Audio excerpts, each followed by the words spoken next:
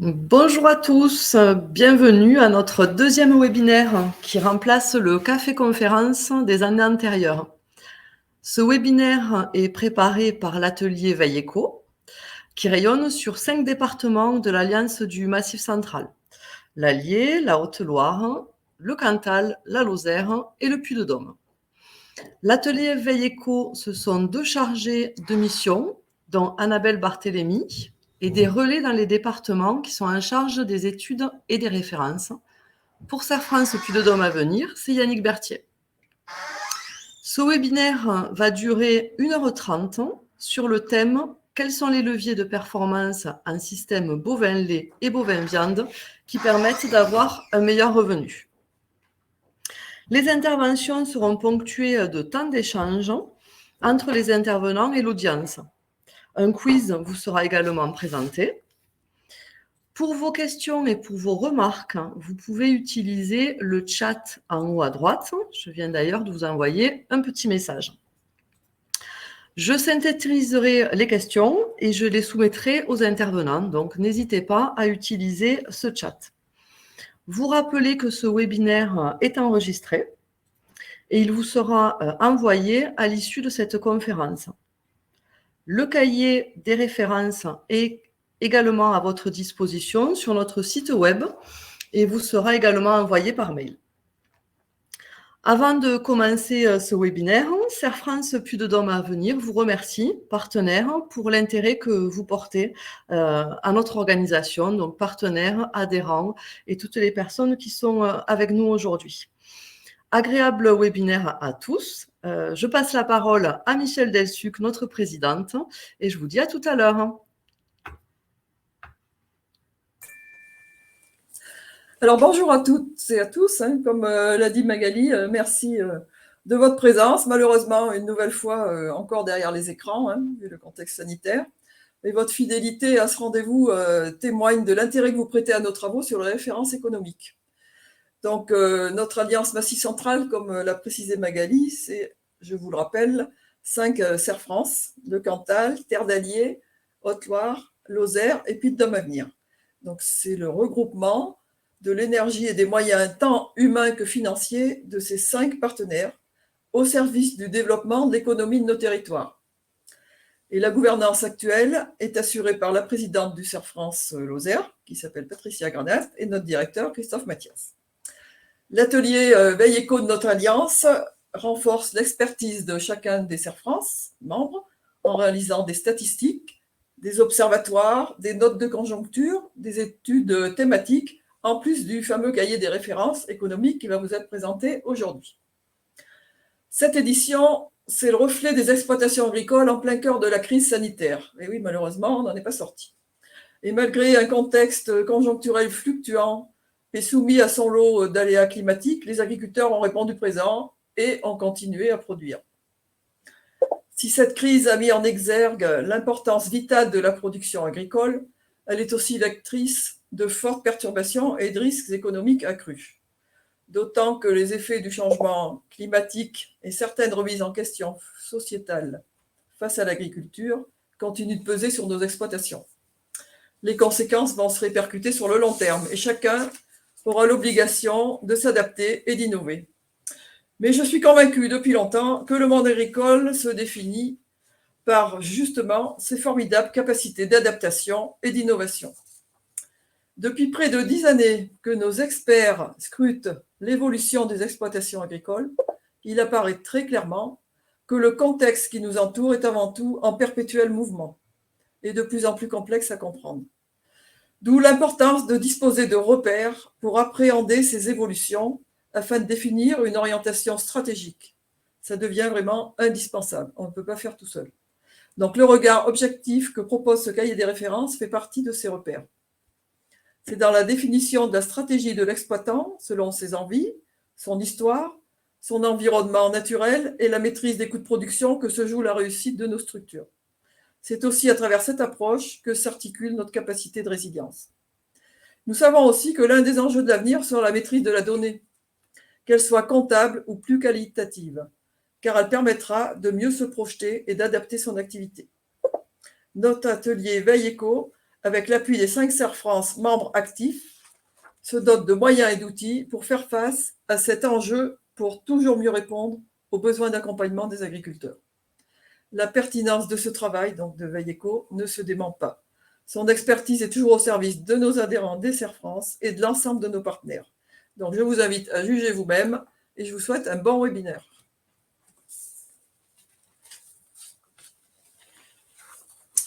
Alors, bonjour à tous. Du coup, je vais prendre le relais de Michel. Merci, Michel. Donc, pour vous présenter ce webinaire, donc, dans une première partie, nous ferons un retour rapide sur les résultats de la campagne 2020-2021, sur les résultats Puy-de-Dôme, bien sûr, qui reflètent la conjoncture 2020. Puis, dans une deuxième partie, nous verrons quelles sont les tendances pour la campagne 2021-2022, c'est-à-dire les résultats prévisionnels relatifs à la conjoncture 2021. Et dans une troisième partie, nous nous sommes projetés jusqu'à la campagne 2022-2023 afin d'évaluer l'impact de la conjoncture 2022 et plus particulièrement l'impact de la hausse des intrants que l'on connaît actuellement.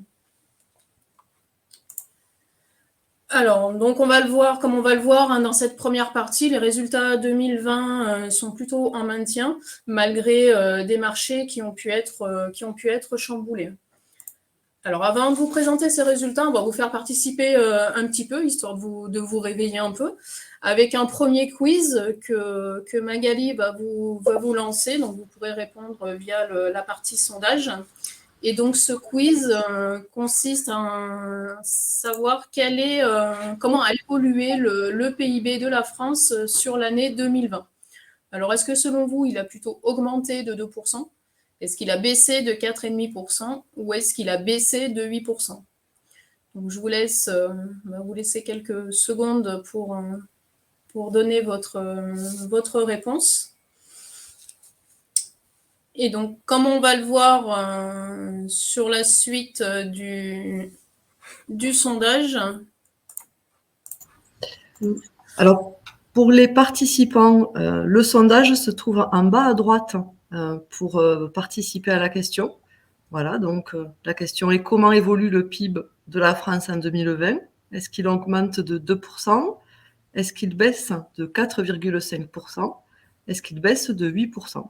Voilà, donc il vous faut utiliser en bas à droite la fonction sondage et puis ensuite vous l'ajoutez. Alors, on a déjà une première tendance effectivement qui se dégage, puisque la moitié d'entre vous penchait pour la réponse que le PIB baisse de 8%. Alors, comme on va le voir, le contexte pandémique en 2020 fait que au mois de mars, on a été confiné de façon stricte. Et ça a eu pour conséquence derrière les fermetures de marchés de plein air, des restrictions de déplacement, fermeture de la restauration hors domicile. Donc tout ça n'a pas été sans conséquence pour les marchés agricoles qui du coup ont été chahutés. Alors que ce soit de façon positive ou négative, à l'exemple du marché bovin allaitant où du coup la fermeture de la restauration hors domicile a entraîné plus de débouchés en fait pour les jeunes pour le JB. Et du coup, ça a entraîné un engorgement du marché, d'où un impact négatif sur les cotations qui ont plutôt tendance à chuter. Mais à contrario, le confinement a aussi entraîné une modification de nos intentions d'achat, avec notamment, on a vu une hausse de la consommation de produits hachés et transformés, ce qui a été plutôt positif favorable au marché des réformes, puisqu'on a vu les cotations qui ont plutôt tendance à augmenter. À côté de ça, on a eu également une renationalisation de la consommation, à l'image du secteur au vin viande, où la filière a communiqué de façon à inciter les consommateurs à manger de l'agneau. Et ils ont adapté également l'offre, puisqu'on est arrivé en pleine crise au moment de Pâques. Du coup, ça a plutôt été bénéfique aux cotations des agneaux qui sont repartis à la hausse. Alors, ce n'est pas la seule explication de la hausse des cotations. Il y a aussi le fait qu'on était en disponibilité plus limitée. Mais tout ça pour montrer que voilà, on a des marchés qui ont été chamboulés, mais qui ont quand même su être résilients. Et alors que, ben voilà, paradoxalement, enfin globalement, l'économie française, elle, a plutôt vu, donc pour répondre à la question du quiz, donc le PIB français, lui, il a baissé de 8% sur 2020. Mais derrière, voilà, avec des marchés agricoles qui ont su être résilients, ce qui fait qu'on a eu, ce qui explique en tout cas qu'on a des résultats qui se sont plutôt maintenus sur 2020. Donc en effet, quand on regarde l'EBE de nos fermes puy-d'Aumoise pour la campagne 2020-2021, on a un EBE qui s'établit à 36 650 € par UTH. Et on voit par le graphique que cet EBE s'est maintenu comparativement à l'année passée. Et il est même en tendance évolutive positive, on va dire, sur les 5 dernières années, puisqu'il a évolué de presque 4%. En ce qui concerne les annuités, on a des annuités qui représentent 43% de l'EBE, ce qui est des annuités relativement bien maîtrisées, et ce qui permet d'obtenir du coup un revenu disponible pour 2020-2021 à hauteur de 1,5 SMIC par UTH, ce qui fait un revenu disponible de l'ordre de 22 400 € par UTH. Donc ce revenu disponible, c'est lui qui va permettre par la suite d'assurer les prélèvements privés et la marge de sécurité. Quand on regarde un peu plus dans le détail des structures, des productions, on voit qu'on a un revenu disponible qui s'étale de 1,2 SMIC en moyenne en production animale et qui va jusqu'à 2,2 SMIC pour la production végétale. En ce qui concerne le niveau d'annuité, on voit qu'on a un niveau d'annuité relativement bien maîtrisé, avec néanmoins des annuités un petit peu plus élevées pour les systèmes ovin-viande et bovin-viande, ce qui derrière tente à pénaliser du coup leurs revenus qui restent inférieurs à 20 000 € par UTH.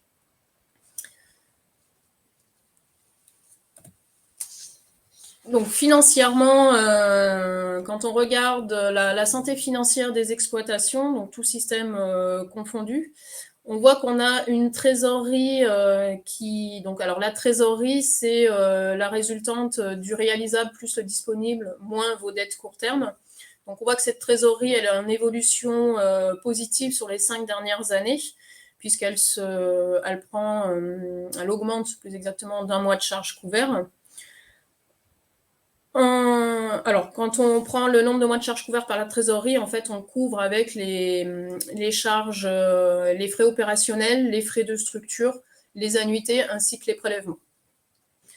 En ce qui concerne l'endettement, on voit qu'il se stabilise à 33-34% sur les 3 dernières campagnes. Et cet endettement, il est même en légère baisse, il est en baisse de 5% sur les 5 dernières années. Donc, si on fait un petit résumé sur cette campagne 2020-2021, ce qui ressort, c'est qu'on a donc eu des marchés agricoles qui ont su faire preuve de résilience. Et donc, du coup, derrière, ça s'est traduit par des résultats économiques qui sont globalement en maintien par rapport à la campagne précédente. Et on a une trésorerie du coup, qui se consolide aussi sur les dernières années. Donc, pour aborder la partie tendance de résultats pour la campagne 2021-2022, je vais laisser la parole à Yannick. Bonjour à tous. Donc, je vais aborder la partie résultats de la campagne 2021-2022. La campagne 2021, c'est des clôtures comptables qui vont intervenir chez nous à partir du 31 décembre 2021 et qui vont s'étaler jusqu'au 30 juin 2022. Alors tout d'abord, une partie contexte, puisque cette campagne elle a été marquée par une forte augmentation des cours des matières premières. Si on se rappelle bien, dès l'été 2020, on a eu une reprise de l'économie chinoise assez marquée. La Chine a souhaité sécuriser ses stocks, son alimentation et bien d'autres matières premières aussi industrielles. Donc ça a créé une forte demande. Mondialement, c'était assez symétrique parce que la Chine a débuté dans l'été 2020 et ensuite les États-Unis plutôt à l'automne. La campagne a été marquée aussi par des fortes restrictions d'exportation, surtout en termes de céréales, en blé, en maïs, par la Russie, l'Argentine. On a vu apparaître des taxes à l'export, ces pays souhaitant ménager leur marché intérieur. et des intempéries climatiques en Amérique, principalement au Brésil, avec une forte sécheresse. Donc, on a à la fois une forte demande et une tension sur l'offre des matières premières et principalement céréales oléoprotéagineux. On a aussi un dollar qui baisse, qui est souvent synonyme d'augmentation du prix des matières premières. Et puis, bien sûr, une flambée des prix des énergies, pour les mêmes raisons, l'industrie qui redémarre, une forte demande par toute l'industrie et aussi des restrictions de certains pays. Voilà. On va vous solliciter à nouveau pour un petit quiz. Donc, toujours le même principe. Vous avez le sondage en bas sur la droite. Donc, d'après vous, de combien évolue l'indice Impampa des engrais entre septembre 2020 et septembre 2021? Est-ce qu'il augmente de 100%? Est-ce qu'il augmente de 40%? Ou est-ce qu'il est en baisse de 5%? Je vous laisse voter.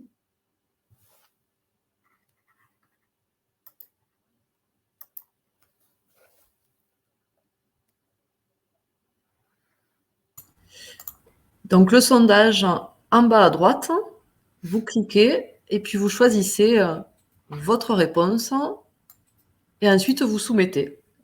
Et donc, nous verrons au fur et à mesure le compteur. Voilà, vous êtes quelques-uns à avoir voté. Je pense, Yannick, que tu peux reprendre la main. Oui, merci. Alors, pour la période septembre 2020 septembre 2021, il augmente de 40%. Malheureusement, la hausse ne s'est pas limitée sur cette période. On a vu des prix des engrais qui ont continué à flamber sur octobre, novembre. Mais voilà, sur cette période, on est à 40%.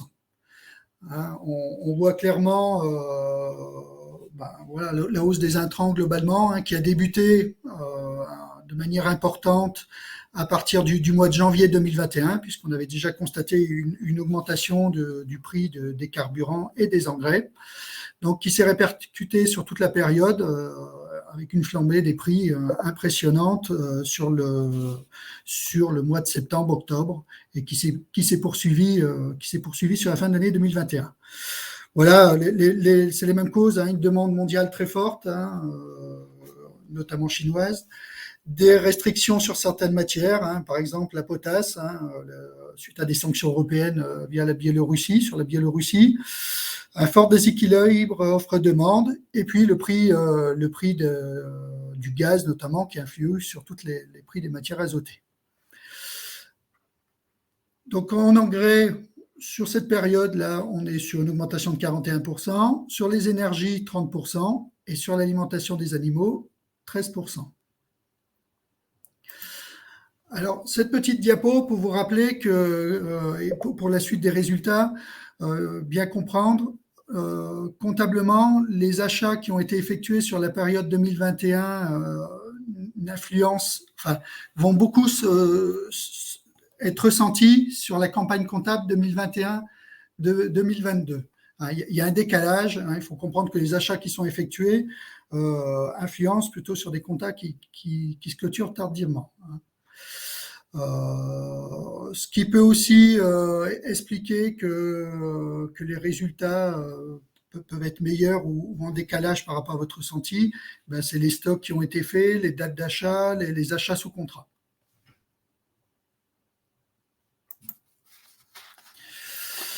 En termes de production fourragère sur cette campagne 2021, donc on a eu une pousse printanière d'herbe plutôt bonne, même si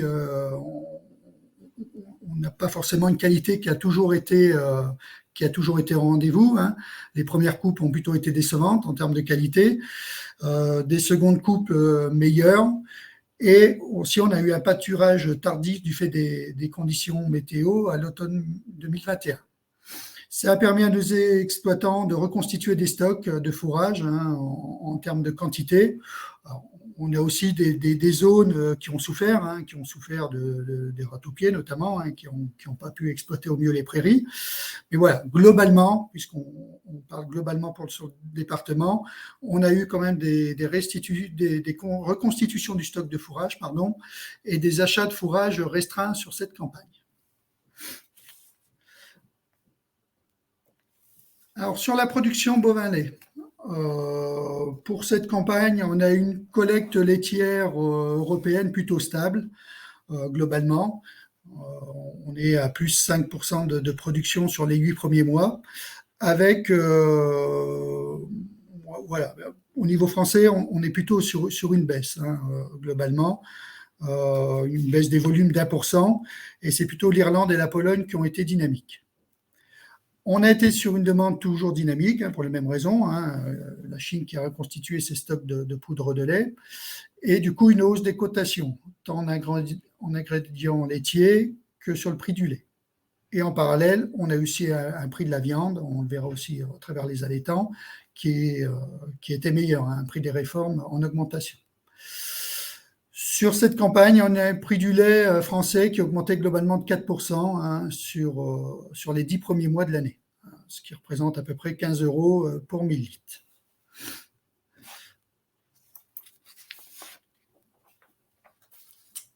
Donc, ce qu'on prévoit pour les clôtures qui arrivent, hein, pour les élevages laitiers, hein, c'est une augmentation de l'EBE par UTH d'environ 1000 €, qui se décompose, comme vous le voyez sur la flèche, hein.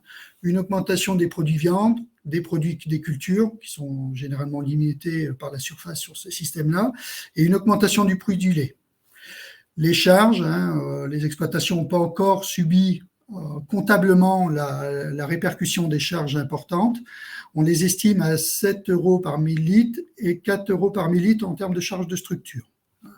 Donc, on parle toujours comptablement, hein. En trésorerie, ça peut être une autre affaire, puisque aujourd'hui, les exploitants achètent au prix fort les carburants et les aliments. Et ça va avoir une répercussion sur les clôtures qui vont arriver un petit peu plus tard. On est sur un revenu disponible par UTH d'environ 22 840 €, qui représente 1,1 fois le SMIC.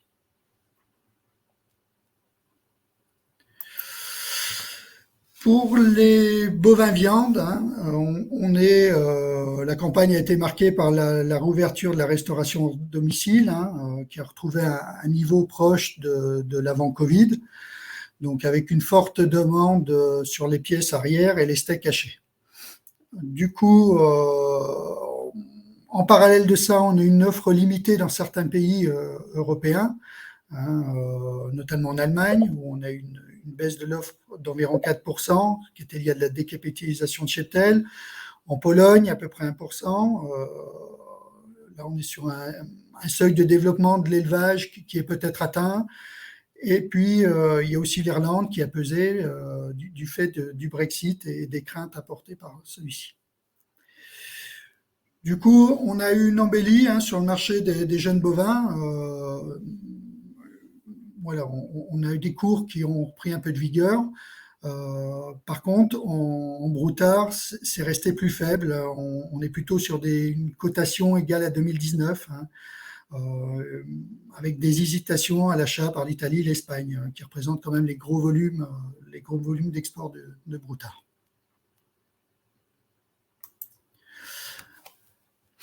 Alors, voilà, sur des exploitations qui avaient été fortement marquées, hein, il ne faut pas oublier ça par des résultats 2019-2020 en demi-teinte, hein, des résultats pas très glorieux, hein, pas très bons. On parie sur une augmentation de l'EBE de l'ordre de 2500 €, hein, boosté par le produit viande, par des produits des cultures qui sont un peu plus importants, et malgré des charges de structure et des charges opérationnelles qui vont augmenter de 13 € par UGB. Donc voilà, on serait sur un revenu disponible global par UTH de 18 835 €, qui est un petit peu meilleur que les années passées.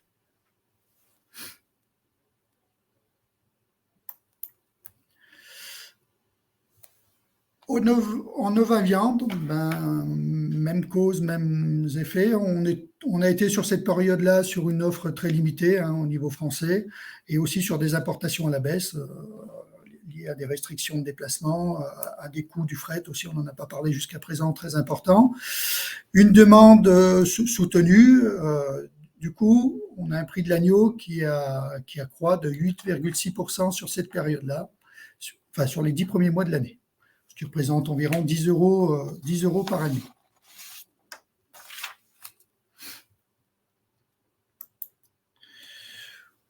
pour cette production-là, on s'attend à une augmentation du produit viande globalement de 12 € par brebis, hein, diminué par des charges opérationnelles et des charges de structure qui vont progresser de 8 € par brebis. On est sur une augmentation globale de l'EBE par UTH de 1 675 € et un revenu disponible d'environ 19 120 € par UTH.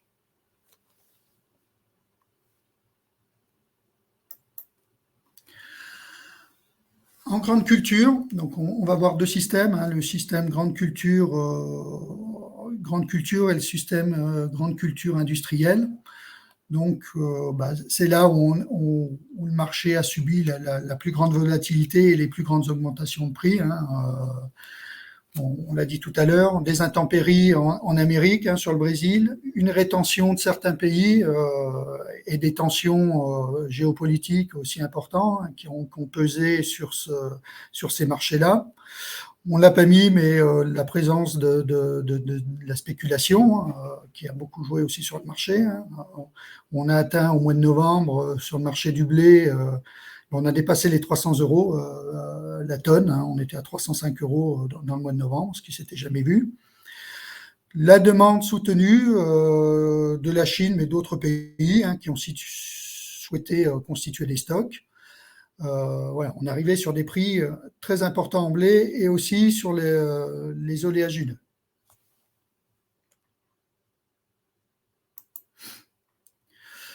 Alors, l'augmentation attendue,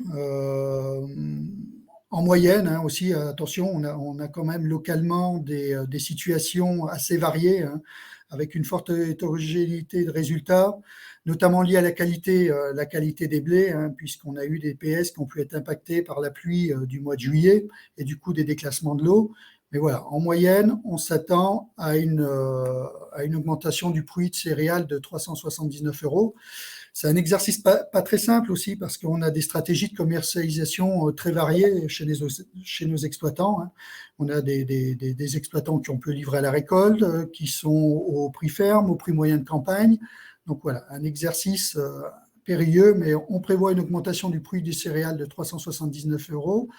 Du produit oléagineux de 99 € par hectare et des charges de structure et de culture en augmentation, hein, liées au prix du pétrole et à l'augmentation du prix du matière première depuis le 1er janvier 2021. Donc, on devrait avoir une augmentation malgré tout de l'EBE qui va passer de 43 700 € à 73 800 € en moyenne. Et donc un revenu disponible que l'on prévoit autour des 31 000 €. En grande culture industrielle, on est sur une prévision un peu plus modérée, tout simplement parce qu'on a un petit peu plus de contractualisation. On a le poids du produit maïs-semence, tournesol-semence, enfin des cultures industrielles qui ont moins subi la variation des cours. Donc, on prévoit une augmentation du produit hectare en céréales de 208 €, du produit des cultures industrielles de 158 €, des oléagineux de 10 € par hectare en moyenne, et des charges de structure 28 € et charges de culture de 27 €. Un petit peu moins de charges de structure que les cultures classiques, parce que notre échantillon est très marqué par des structures nord département et aussi alliées, où là, il a fallu faire intervenir, du fait de la pluviométrie du mois de juillet, des moissonneuses avec des chenilles. Donc, on avait prévu un petit peu plus de charges de culture que sur les cultures simples qu'en culture industrielle. Donc, une augmentation de l'EBE par UTH, à nouveau, hein, de 52 000 € à 72 000 €. Et un revenu disponible qu'on attend autour, en moyenne, à 45 € par UTH. Donc, ce qu'il faut retenir de cette campagne, c'est un début de hausse des intrants important dès le mois de janvier, hein, de 2021, qui va peser fortement sur les trésoreries et encore plus sur la campagne qui va arriver, hein, la campagne de culture 2022. Voilà, ce qui a pu limiter un petit peu les choses, c'est les achats qui ont été faits en amont de la campagne comptable, hein, pour pour les gens qui ont acheté les engrais, donc les phytos en juin, mai, juin, avant les fortes augmentations. La présence de stock. On est sur un marché porteur pour le moment, hein, avec des manques de disponibilité et une tendance haussière sur ces productions-là. Alors, on n'a pas de prévisionnel en porc, hein, qui est une production un peu plus orpheline sur le département. On n'est pas du tout sur ces tendances-là, puisqu'on est face à une nouvelle crise porcine, hein, avec un coût alimentaire en hausse, un prix de la viande porcine orienté à la baisse. Hein, notre Serre France Bretagne estime que la marge brute par truie devrait baisser de 800 € d'ici à fin 2022. Donc, voilà, une forte chute, par contre, sur ces élevages porcins qui est en cours.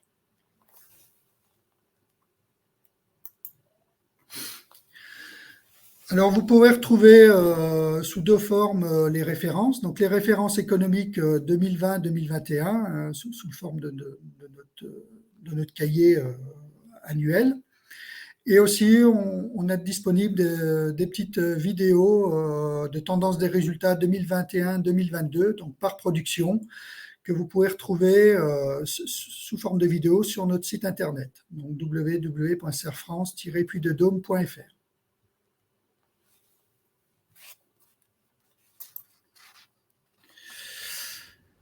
Si vous avez des questions sur cette première partie, n'hésitez pas, vous pouvez les poser via le chat. Et Magali, je ne sais pas s'il y a des questions qui ont déjà été posées. Oui, des questions ont déjà été posées, Yannick, notamment sur la partie évoquée par Annabelle, donc au sujet de l'actif. Donc, vous avez montré tout à l'heure une baisse des investissements, mais une hausse de l'actif. Puisque la trésorerie, voilà, avec de la trésorerie d'épargne, est-ce que ce n'est pas préoccupant pour les exploitants de réduire leurs investissements et est-ce que ce n'est pas un problème de confiance dans l'avenir pour les agriculteurs? Annabelle, ton micro est coupé. C'est peut-être mieux, ouais. On a effectivement une baisse des investissements sur la campagne 2020-21 par rapport à 2019-2020. Néanmoins, on avait quand même des investissements en hausse sur les deux campagnes précédentes, donc entre 2017 et 2019. Donc de là à dire que c'est préoccupant, moi je dirais non, parce que voilà, on a quand c'est pas une baisse des investissements qui se fait là vraiment sur les 5 dernières années, c'est vraiment juste sur l'année passée. Donc c'est plutôt, je pense, une baisse d'investissement liée voilà, à la conjoncture, à la période qu'on a connue là, sur les 3 dernières années, période de sécheresse, donc forcément derrière, on a de la trésorerie qui en a déjà pris un coup. Donc je pense que c'est plutôt ce côté-là, effet conjoncture, qui fait qu'on a une baisse des investissements. Donc je pense que c'est plutôt de l'épargne de précaution, enfin un principe de précaution de la part des exploitants plutôt que vraiment quelque chose de tendanciel. Alors je sais pas Yannick si tu veux compléter peut-être avec plus un regard terrain, mais je pense vraiment qu'on est plus sur de la baisse liée à de la prévention que vraiment quelque chose de tendanciel et qui va se perpétrer quoi, et se continuer.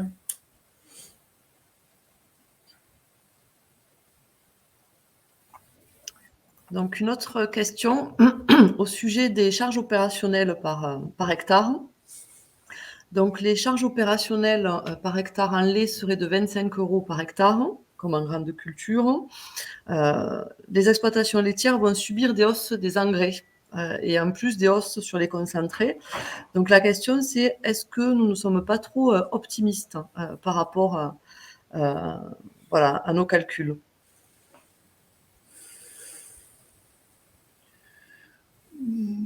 C'est toujours un exercice délicat hein, de se projeter, même en cours de campagne, même si elle est très avancée.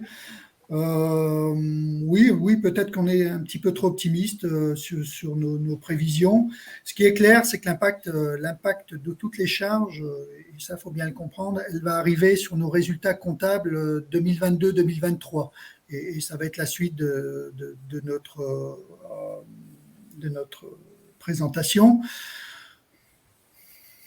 voilà, il y a toujours des phénomènes entre les achats qui ont pu être anticipés. Bon, il y a eu l'augmentation du prix du lait qui a pu contrer ça. La quantité de fourrage. Voilà. Voilà, Philippe, il peut y avoir une part d'incertitude, effectivement, sur ces prévisions, hein, tout à fait.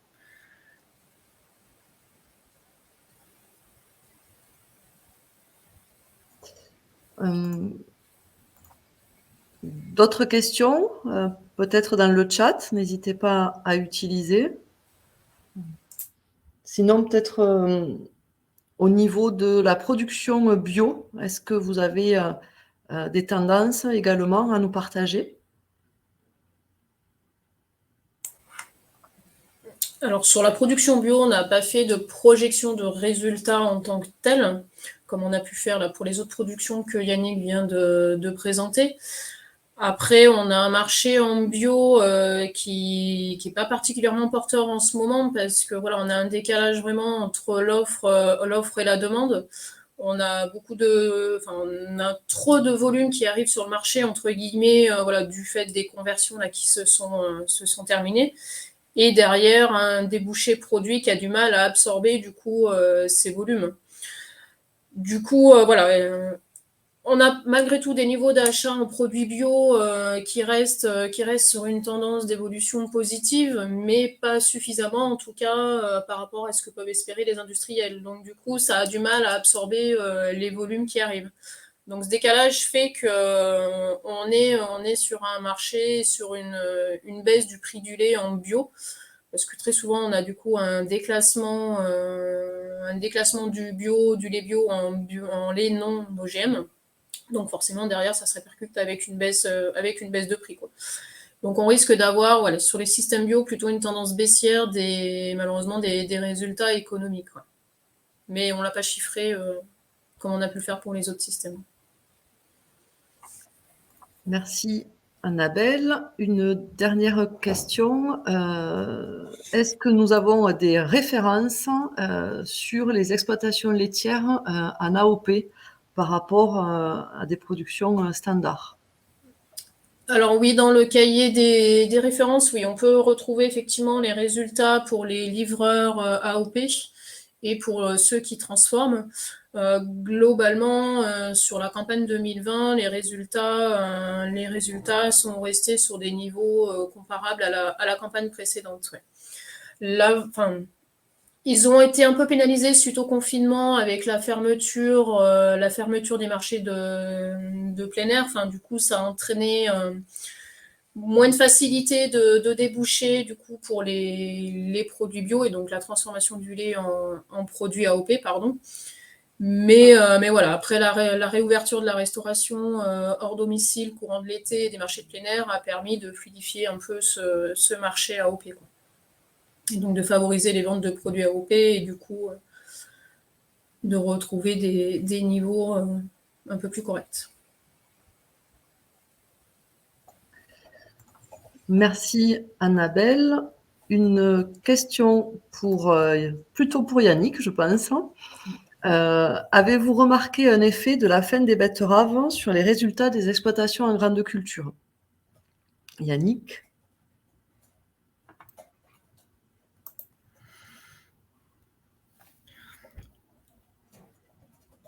Alors, ouais. C'est une question un petit peu délicate parce qu'on a deux effets. On a deux effets qui peuvent être inverses.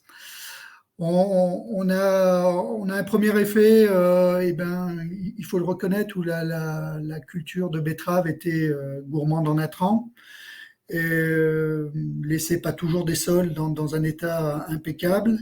Et surtout, on sortait, avant l'arrêt de la betterave en Limagne, sur 3 campagnes de rendement mauvais, couplés à des prix pas bons du tout.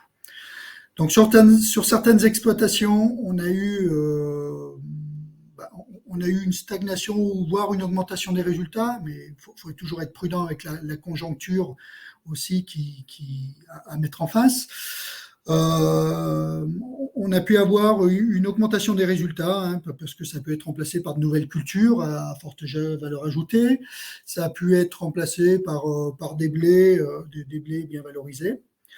Et on a d'autres exploitations, au contraire, où on voit que l'abandon de la betterave a occasionné des baisses de revenus, hein, puisqu'on avait des bons résultats. C'était des exploitations qui étaient peut-être peu diversifiées ou qui n'ont pas eu la possibilité de se diversifier dans de nouvelles cultures. Donc voilà, des fois des résultats très contrastés et opposés d'une exploitation à l'autre. Merci, merci Yannick pour ces compléments d'information. Une dernière question, c'est au sujet de tendances ou d'informations sur la production maraîchère et légumineuse dans le département. Est-ce que nous avons des tendances ou des références? Aujourd'hui, on n'a pas travaillé sur le sujet, donc il y a plus du ressenti que des chiffres, hein. Je ne peux pas vous apporter de chiffrage ou de tendance chiffrée. Voilà. On a le sentiment, on observe effectivement voilà, je suis conseiller le reste du temps, donc on a un développement des légumineuses, hein, principalement en luzerne, depuis quelques années, hein, depuis quand même la mise en place de l'aide aux légumineuses fourragères. La production maraîchère, sur le département, c'est quelque chose qui est en train de se développer, hein, via la profession agricole. Après, voilà, je n'ai pas de chiffres à vous donner, de chiffres précis. Non, c'est vrai qu'on n'a pas de référence, on ne travaille pas, nous, en tout cas sur l'atelier veille économique, sur des références maraîchage, production maraîchère et légumineuse, parce que voilà, c'est quelque chose qui est en train de se développer. Alors peut-être qu'avec aussi l'arrêt de la betterave, peut-être qu'il y a certaines exploitations qui essaient de prendre le filon, mais voilà, c'est encore un peu en tâtonnement. Donc c'est vrai que pour l'instant, on ne propose pas de référence sur ces productions-là.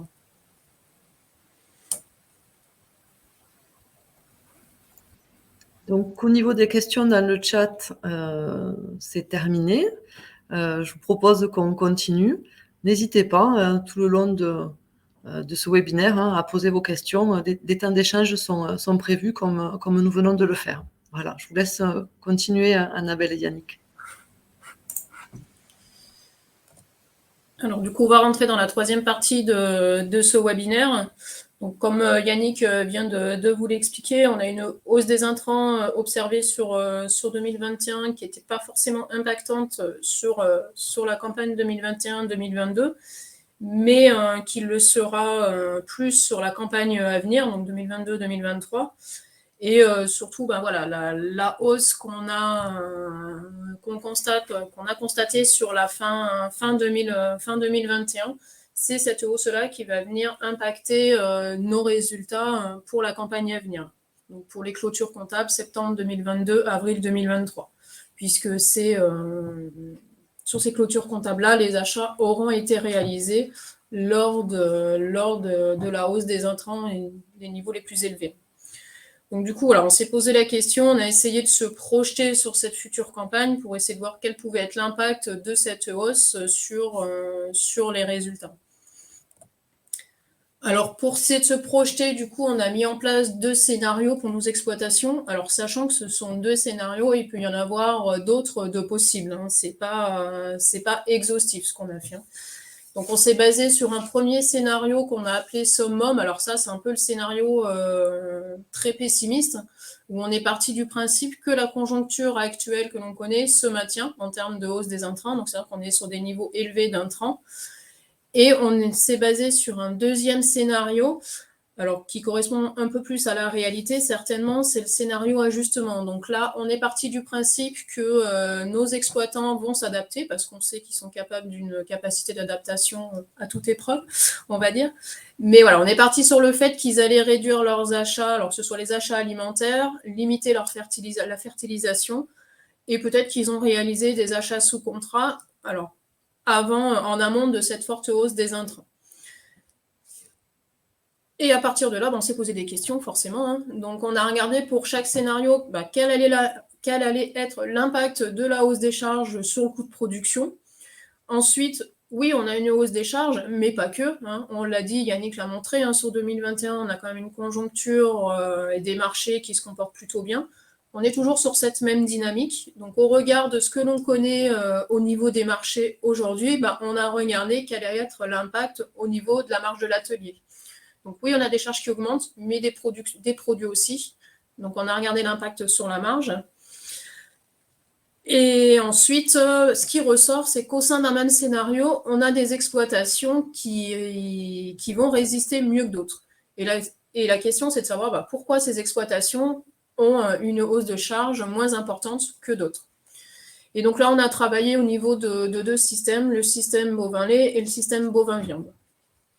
Et pour finir, on a regardé aussi l'impact au niveau de la trésorerie. On vous en parle depuis le début de ce webinaire. C'est bien qu'il y ait une raison.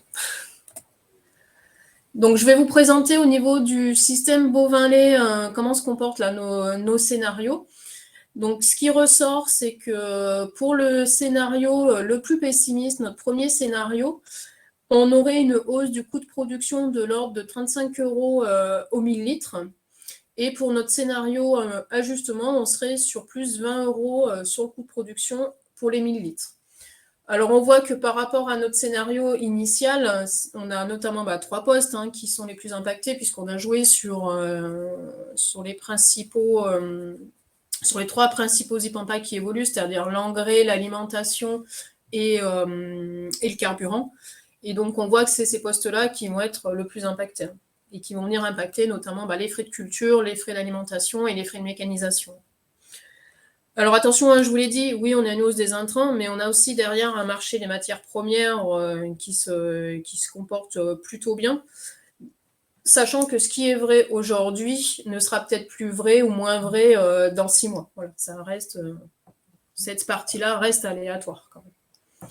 Alors si on regarde au niveau du marché laitier, ce qu'on sait aujourd'hui, c'est qu'on a une conjoncture qui est plutôt bien orientée puisque on a une collecte depuis septembre 2021 là, qui a tendance à décrocher, qui s'explique par une baisse structurelle du cheptel, des qualités de fourrage moindres et aussi derrière une hausse du coût alimentaire qui fait que certains exploitants ont pu limiter les achats alimentaires, ce qui peut du coup derrière se répercuter par une baisse des volumes. Donc globalement, on a une disponibilité qui tend à se tasser, mais derrière une dynamique en termes de demande, des échanges qui sont plutôt dynamiques, et ce qui s'observe derrière par un prix du lait sur fin 2021 de plus 5 € au millilitre comparativement à décembre 2020.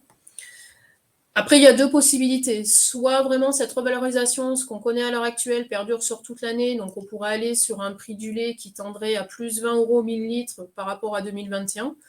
Soit on va avoir une stagnation sur le 2e semestre et du coup, on pourrait avoir un prix du lait plutôt orienté à plus 10 € les millilitres par rapport à 2021.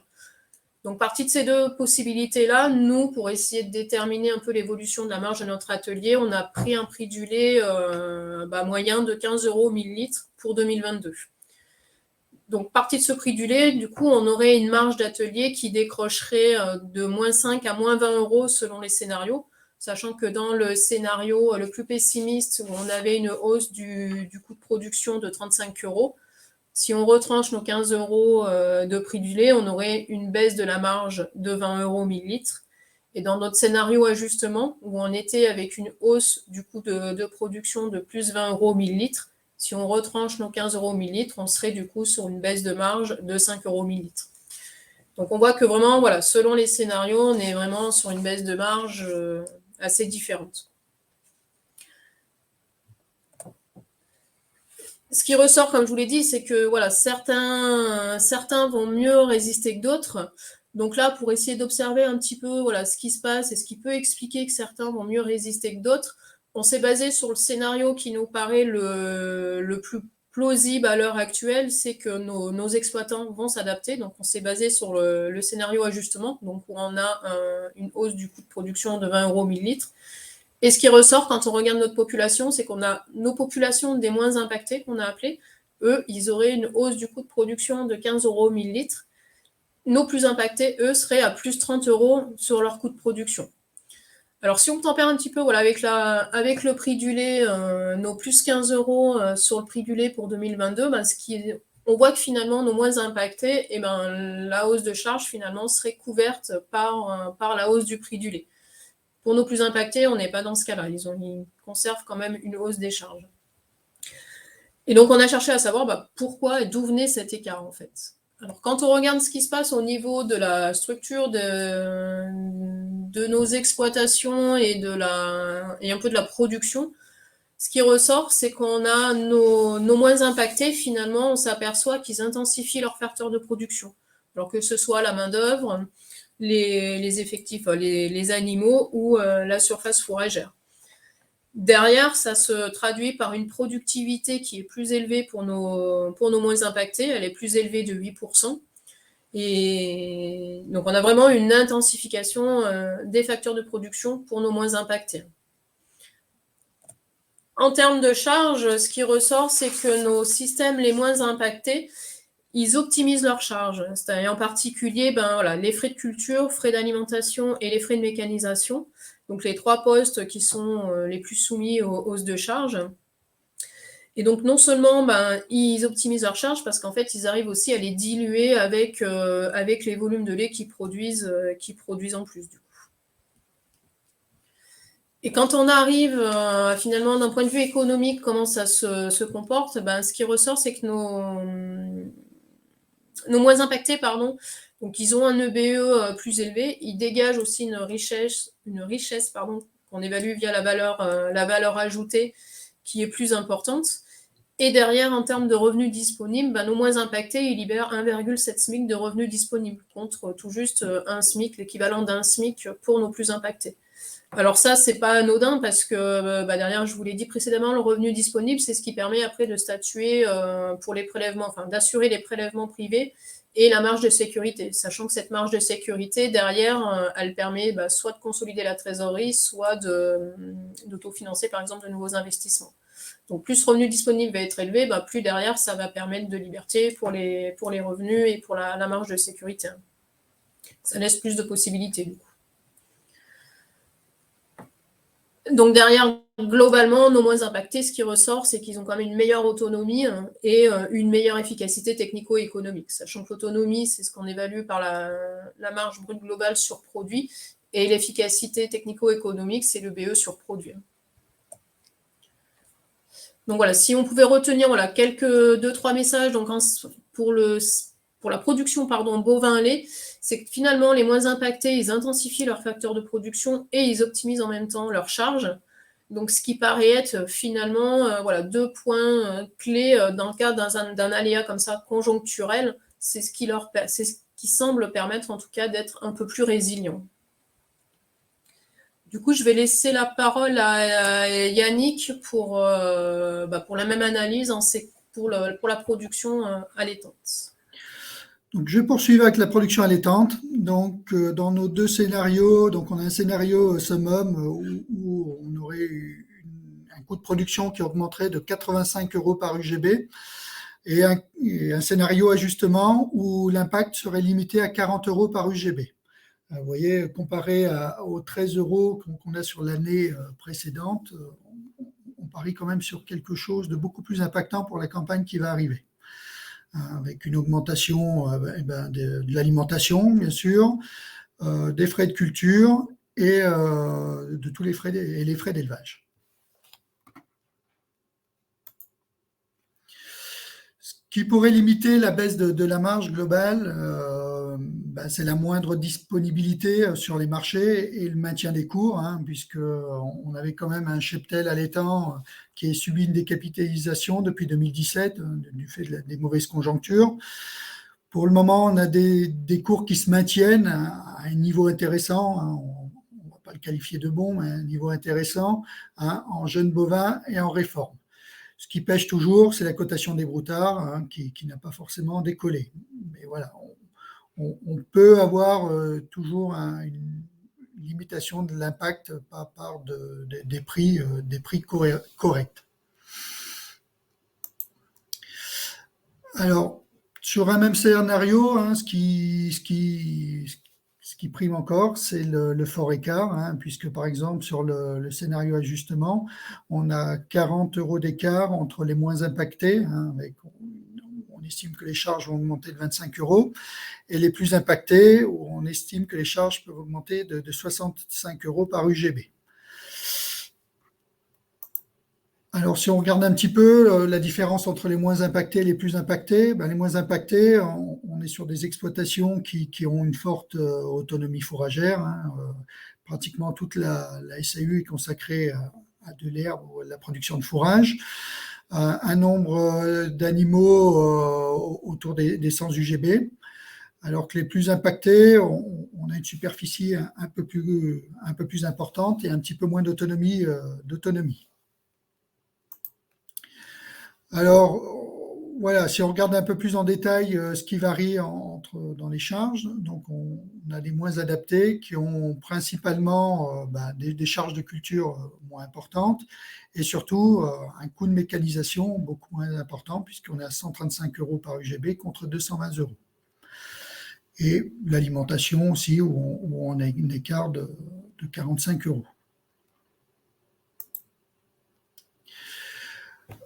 Donc, une meilleure autonomie et une meilleure efficacité technico-économique. On est sur un delta de BE par UTH d'à peu près 700 € et sur des revenus disponibles, là, qui sont un peu plus impactés. On a le coût de la mécanisation et de l'emprunt qui intervient aussi dans le calcul du revenu disponible, où on estime à 12 270 € par UTH le revenu disponible des moins impactés et un peu moins de 11 000 € le revenu disponible des plus impactés.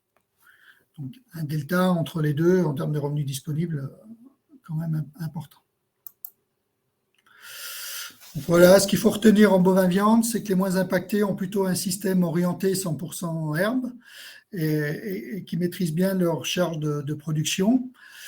La résilience, du coup, elle se traduit par une meilleure efficacité technique et une meilleure autonomie.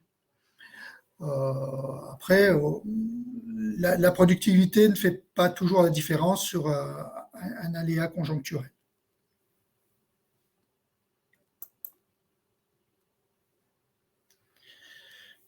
Je te laisse la main, Annabelle.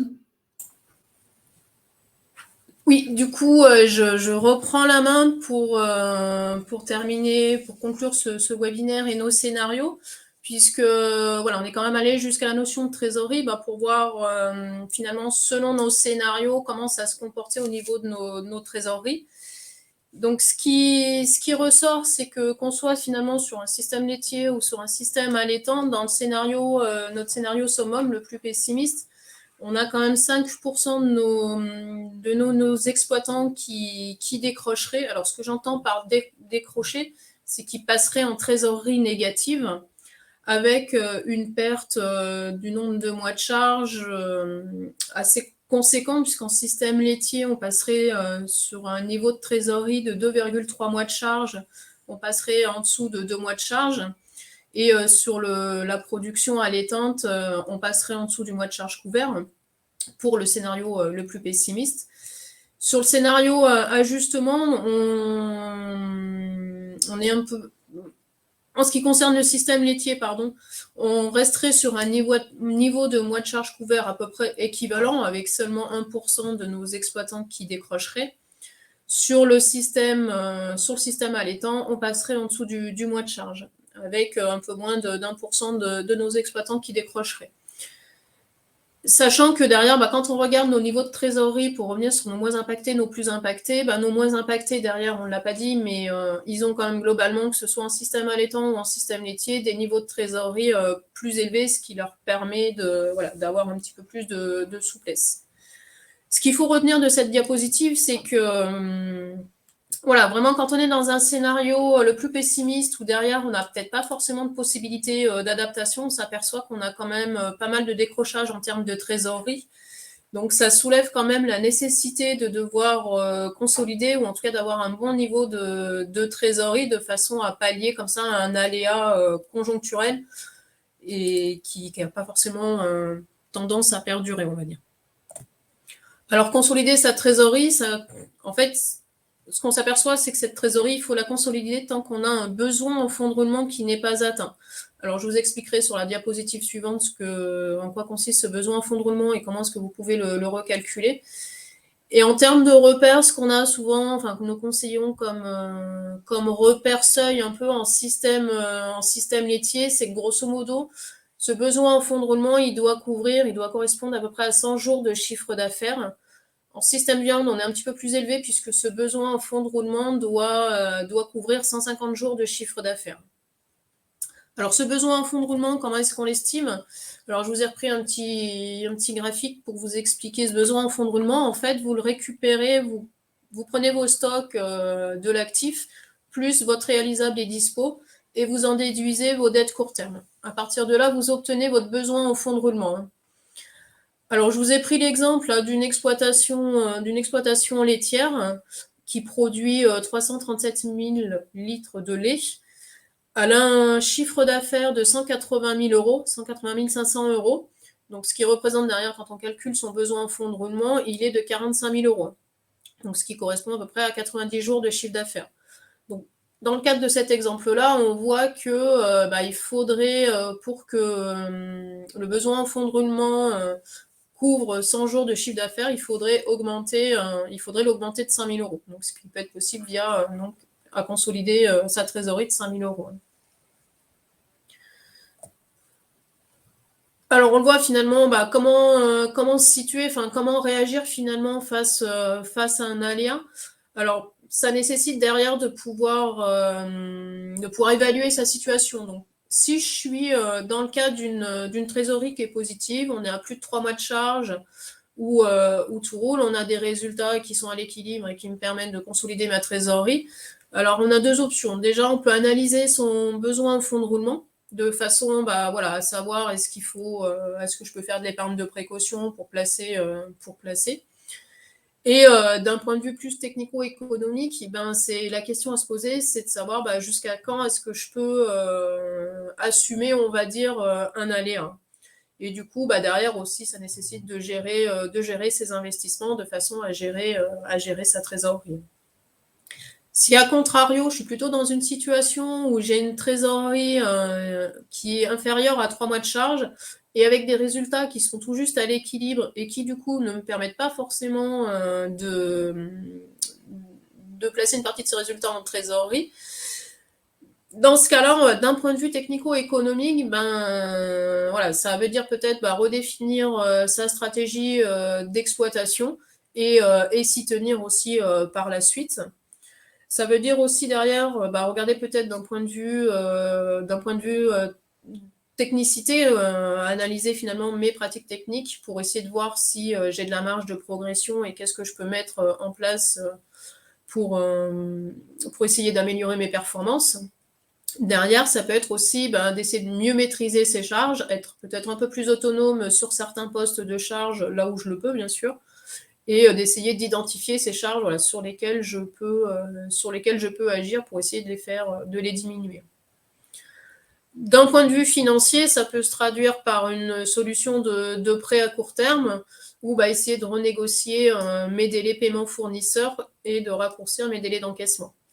Ça peut aussi passer par de la décapitalisation, pour essayer d'augmenter mon besoin en fonds de roulement. Voilà, en fonction en tout cas de ma situation, ça demande de pouvoir se situer et de pouvoir derrière essayer de mettre en place des pistes d'amélioration. Donc voilà pour la fin de ce webinaire. J'ai vu qu'on avait quelques questions du coup qui sont arrivées. Et puis voilà, la question aussi un petit peu qu'on se posait, c'est finalement s'il y a des adhérents parmi les participants, on est à l'écoute de savoir un petit peu qu'est-ce que vous avez peut-être mis en place là, alors un petit peu sur du court terme, puisque les propositions, les scénarios, on n'est plus sur de l'adaptation court terme, mais on est quand même curieux et à l'écoute de ce que vous avez pu mettre en place au niveau de vos exploitations pour essayer de contrer ces hausses de charges, peut-être des choses qu'on n'aurait pas abordées. Donc n'hésitez pas à réagir et à nous faire part de vos pistes d'adaptation et de vos expériences. Merci Michel. Oui, donc le temps que les adhérents puissent faire part de leur expérience, nous avons quelques questions déjà dans le chat, notamment sur la production bovin-viande. Donc, est-ce que vous avez sur la production bovin-viande les chargements moyens pour les deux groupes qui sont le moins impactés et le plus impactés?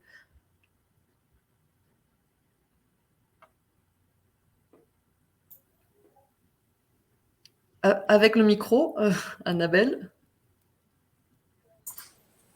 Ça, c'est la question à piège. C'est dans nos simulations, hein, c'est ça, hein, pas dans le cahier des références. Hein. Non, je pense que c'est dans les simulations. C'est dans les simulations, hein, ouais. Alors, est-ce que je les ai notés? Je pense que le moins impacté, on doit être autour de 0,9, si je ne dis pas de bêtises, tu me reprendras. Et le plus impacté, on est au-delà de 1 UGB par hectare. Oui, il me semble de mémoire, on avait peu d'écart, mais d'ailleurs, on peut vite les retrouver. Le temps que Annabelle retrouve ces références-là, peut-être une autre question, toujours en bovin-viande.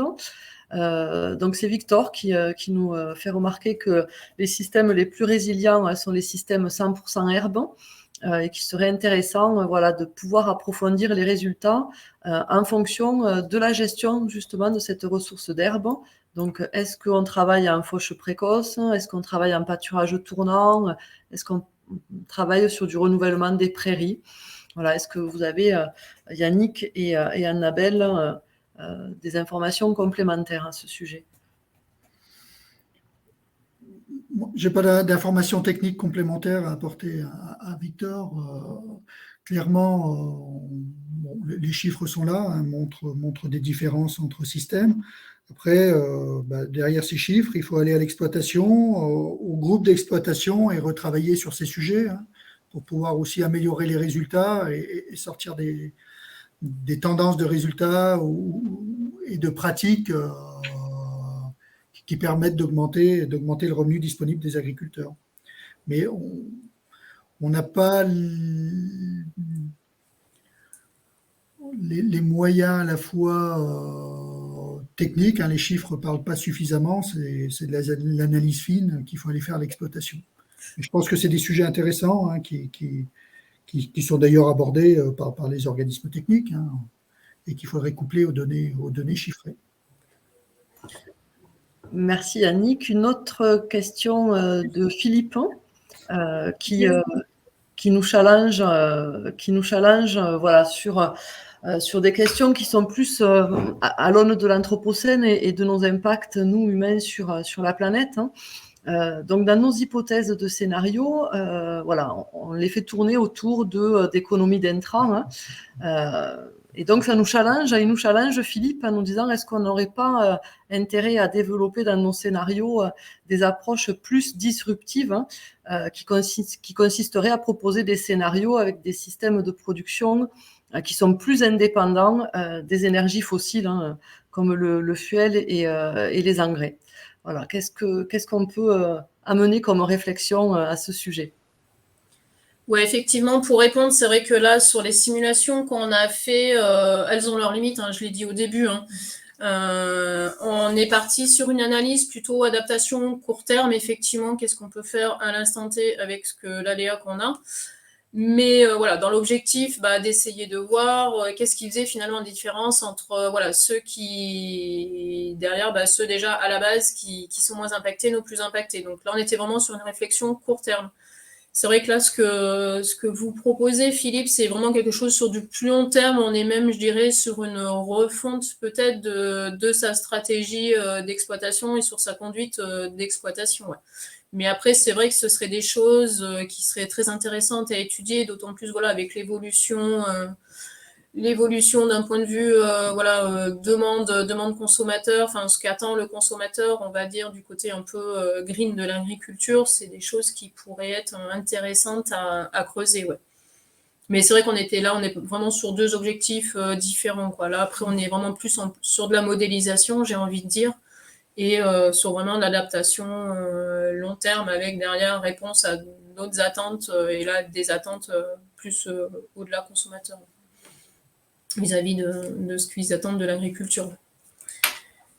Juste aussi, j'en profite que j'ai la parole pour répondre sur les niveaux de chargement là pour Samuel. Donc en bovin allaitant, sur nos moins impactés, on est sur un chargement à 1,05 UGB par hectare de surface fourragère. Et sur nos plus impactés, on est à 1 UGB par surface fourragère. Donc on n'a pas tellement de différence en termes de chargement, quoi.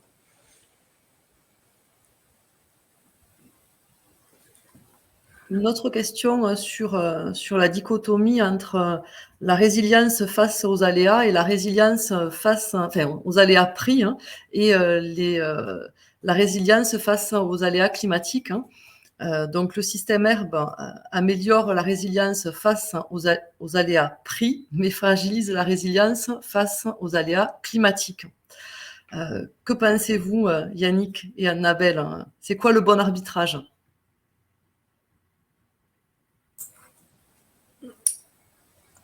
Alors effectivement, là on montre que face à un aléa prix, finalement l'autonomie fourragère et en plus, dans le cas d'un aléa climatique, oui, effectivement on l'a connu derrière sur les 2-3 années précédentes, aléa climatique, l'autonomie fourragère a ses limites. Après, quel est le bon arbitrage? La question est compliquée. Je pense pas que ça peut être tout noir ou tout blanc, quoi. Puis quand un aléa, ça arrive, on peut pas le prévoir. Donc, j'ai envie de dire, si on a la stratégie, si on est en stratégie toute herbe, et derrière, il faut savoir, conduire sa stratégie. Et je pense que ce qui ressort, tu me diras, Yannick, si je me trompe, mais souvent, un adhérent ou un exploitant qui tâtonne entre plusieurs stratégies, souvent c'est pas forcément la bonne, ça se traduit pas derrière par des résultats économiques et par quelque chose de bon. Donc après, s'il y a un bon arbitrage, non, moi je pense qu'on est vraiment, on a une stratégie, il faut la suivre, qu'on soit en toute herbe ou en mixte, mais on est dans sa stratégie, il faut la suivre. Jongler d'une stratégie à l'autre en fonction de l'aléa qui arrive, je pense que c'est jamais bon derrière. Ça ne se traduit pas forcément d'un point de vue économique derrière avec de bons résultats. Je sais pas, j'ai fait un peu une réponse de Normand, mais la question n'est pas évidente, hein. Je vois que Yannick qui réfléchit m'a bien laissé la main, donc je ne sais pas si tu veux compléter. Je te rejoins un petit peu quand on a mis en place une stratégie, surtout une stratégie d'autonomie. Effectivement, c'est plus facile de résister aux aléas de prix. Après, il faut sûrement pousser cette stratégie vers la résistance aux aléas climatiques, hein. Ça passera sûrement par de l'adaptation, du stockage, de l'anticipation. Bon, moi, je te rejoins en termes de stratégie économique. Mais aujourd'hui, on est face à un changement climatique, bien avancé d'ailleurs. Il faudra adapter la réponse dans le temps. On n'a pas forcément toutes les réponses à ça. Voilà. Je pense qu'il faut rester dans sa stratégie et s'adapter derrière. Ouais, c'est sûr que si on est sur une stratégie plutôt 100% herbe, on va dire, ou en tout cas système herbe, c'est sûr que derrière, ça passe par la nécessité de faire du stockage les années où ça le permet pour pouvoir passer une ou voire 2 années derrière qui sont plus sèches et qui ne favorisent pas le stockage. Ouais. Et puis derrière, la nécessité, on l'a dit, hein, d'avoir de la trésorerie pour ces systèmes-là, pour pouvoir derrière assumer des achats supplémentaires s'il n'y a pas de stockage et pour pallier le manque d'herbe. Donc on en revient toujours un petit peu au nerf de la guerre, c'est-à-dire la nécessité d'avoir de la trésorerie derrière pour assumer un aléa à l'instant T, quoi.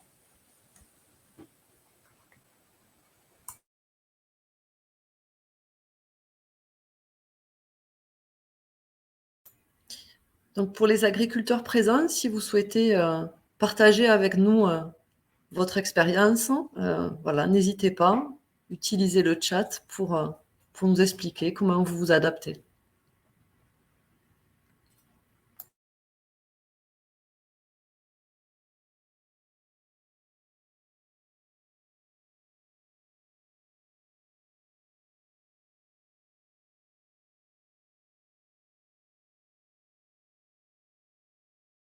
Voilà. Une autre question dans le chat au sujet de préconisation.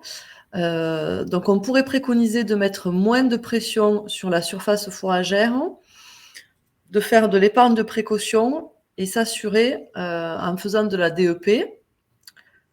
Et comme on a de la trésorerie, ainsi accepter d'augmenter sa franchise et baisser le prix de l'assurance. Donc, on est vraiment autour de l'assurantiel sur cette question. Ce qui est clair, c'est qu'en période de crise, c'est vrai qu'Annabelle l'a évoqué dans le diaporama, on a parlé tout à l'heure de stock de forage, mais clairement, l'épargne de précaution est de mise. Encore faut-il pouvoir la constituer. Hein. On a quand même cette difficulté sur le département, sur les élevages allaitants, qui ont des résultats, et vous l'avez vu, un revenu disponible qui ne permet pas toujours de dégager suffisamment de trésorerie pour rémunérer l'exploitant correctement et se constituer une épargne de précaution. Mais il est vrai que le sujet de l'épargne de précaution, de l'assurance récolte face aux aléas climatiques et économiques devient un sujet central. Et c'est un sujet de conseil de plus en plus prégnant. Hein. Voilà. Et après, la stratégie, effectivement, augmenter sa franchise, baisser le prix de l'assurance. Ça aussi, c'est un sujet d'actualité. Quand on voit la flambée des contrats assurance récolte, surtout depuis 2021, hein, puisque les assureurs ont affaire en 2020 et aussi 2021 globalement à des sinistres importants et ont revu leur niveau de cotisation. Voilà, c'est un sujet d'actualité. Et c'est un fin équilibre entre l'autonomie, entre l'épargne de précaution, avec le bémol, il faut que les exploitations soient en capacité de se créer une épargne de précaution, et la fiscalité et l'assurance derrière. Et c'est un sujet qu'on a qu'on a pu oublier face à la campagne 2021, qui était très présent en 2019, très présent en 2020, et face à l'augmentation du prix des assurances, qu'il redevient en 2022.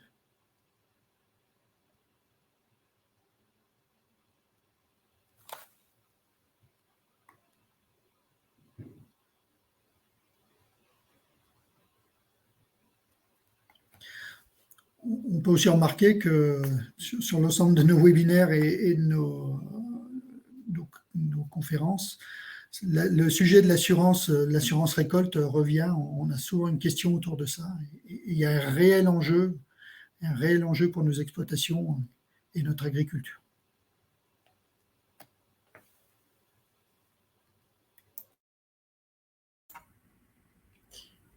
Donc, au niveau des questions, il n'y en a plus. Nous n'avons pas eu d'agriculteurs qui partagent avec nous leur vision, leur adaptation et leur expérience. On attend encore quelques minutes peut-être, voir si le chat se dynamise. Et si ce n'est pas le cas, si Annabelle et Yannick, vous avez terminé, eh bien, on clôturera ce webinaire. Donc, on va se laisser encore quelques minutes, voir si le chat se dynamise.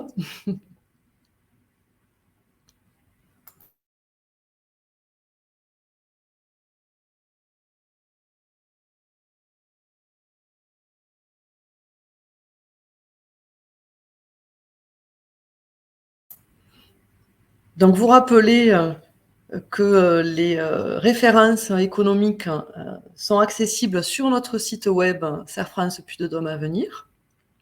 Donc, n'hésitez pas à passer sur notre site web et à nous faire également les demandes si vous en souhaitez.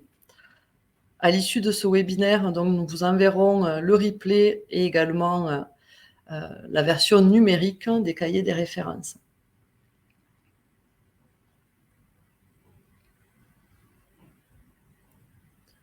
Donc, une question est en train d'être posée. Je vois que ça écrit.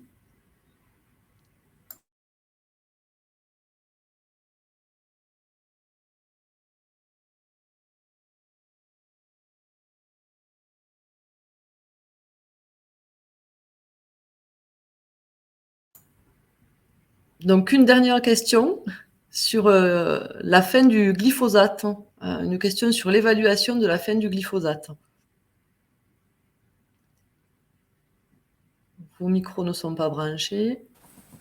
Non, alors là j'avoue que je vais peut-être botter vers Yannick, qui était plus au fait. Non, en fait, Yannick est parti, je crois. Non, je réfléchis à ma réponse.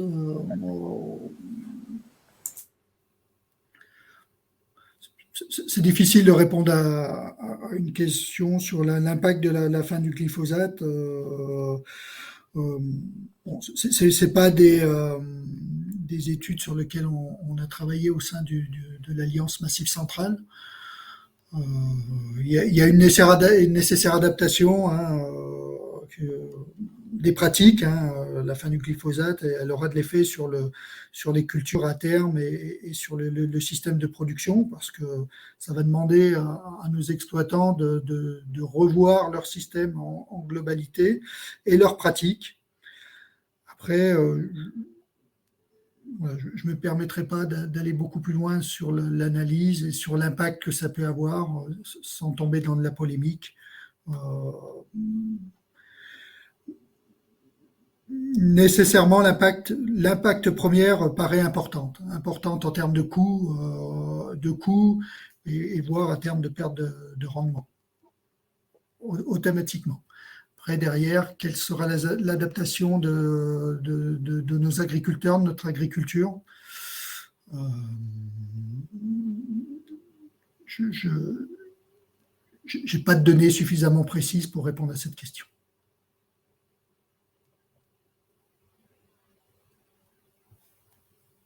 Eh bien, nous resterons sur cette dernière phrase de Yannick. Nous n'avons pas encore suffisamment de données précises pour compléter.